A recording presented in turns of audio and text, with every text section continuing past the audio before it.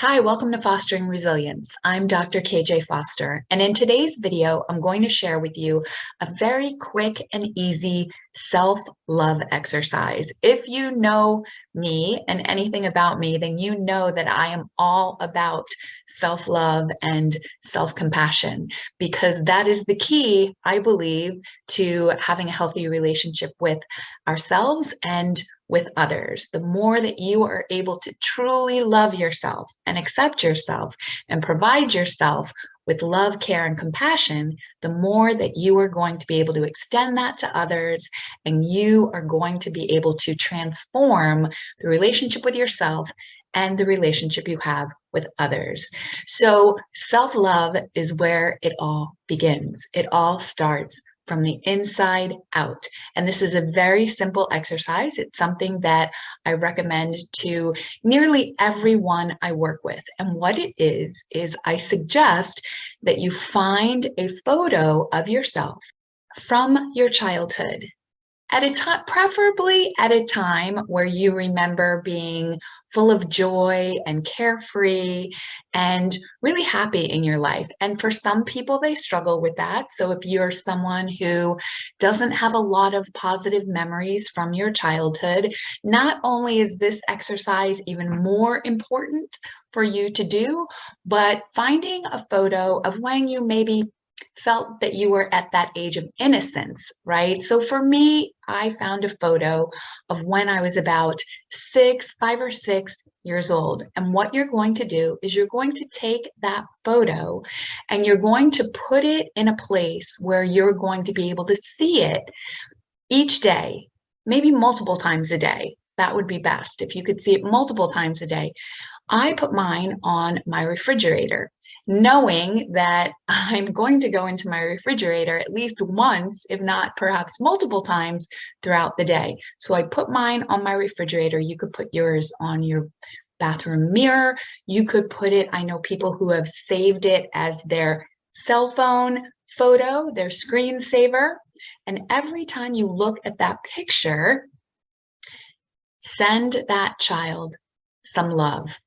Because one of the first steps of practicing self-love, especially if you had a difficult childhood and you didn't get certain needs met during your childhood, then this is an opportunity for you to become your own loving parent. Because whenever we are looking for that love, that fix, that solution externally outside of ourselves, we run the risk of being disappointed because we're putting our own happiness in other people's hands, in circumstances. And so that's where it really needs to start from within.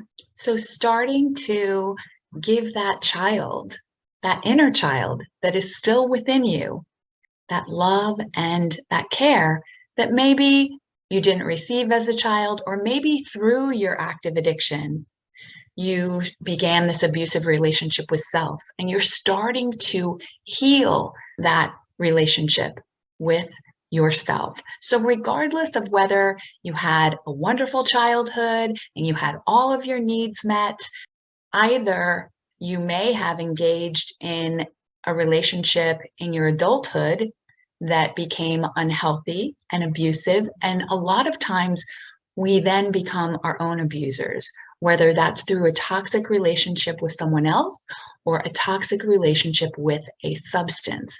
Absolutely, if you have experienced a substance use disorder, then you have been engaged in an abusive relationship with yourself. So we are starting the process of healing that relationship with self. So this is something that I did as a part of my recovery process that was truly transformational for me and my healing, and something that I think that you may benefit from as well. And this exercise is also a part of one of the resources that I'm sharing as a part of my private membership community. So whether that's the private membership community through YouTube, I also offer a private membership community through my Fostering Resilience app. And within this private membership community, I offer daily resilience trainings. And so each month I feature different resources. We're finishing up this month, for the month of July, we're finishing up the book by Brian Adams, one of his many books, but the book that we covered this month was Heal Your Self-Esteem, How to Recover from Addictive Thinking. And this month I chose 2 resources that we're going to cover. One of those being this book right here, The ABCs of Self-Love. And this book is by Melody Godfred. Godfred, it's not Godfried, it's Godfred. Had to read that a couple of times. And it's all about self-love, A through Z. And when I looked in it and I saw that the very first self-love exercise is called authenticity, and she talks about the exercise that I just shared with you. It's a little bit different, the way that she suggests that you carry out that exercise, but it's basically the same exercise. There's my lovely raven behind me.